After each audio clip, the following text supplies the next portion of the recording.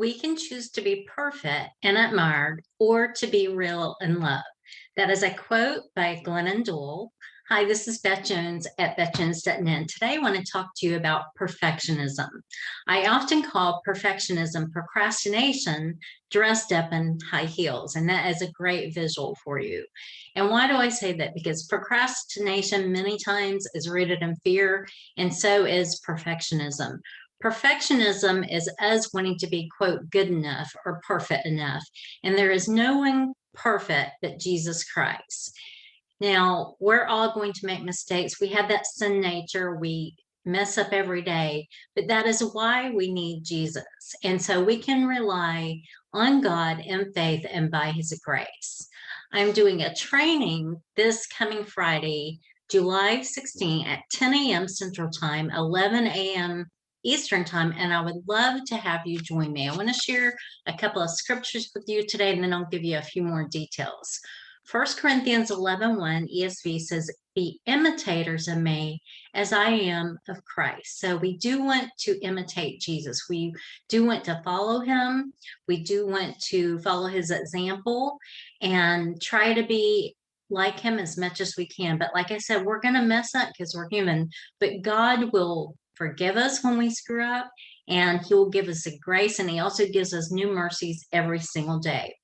Matthew 16:24 says, then Jesus told his disciples, if anyone would come after me, let him deny himself and take up his cross and follow me.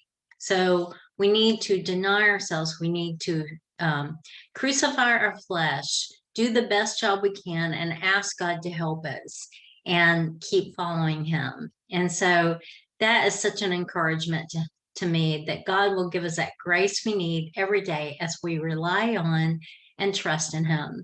So I would love for you to come to this mini training that I'm having this week.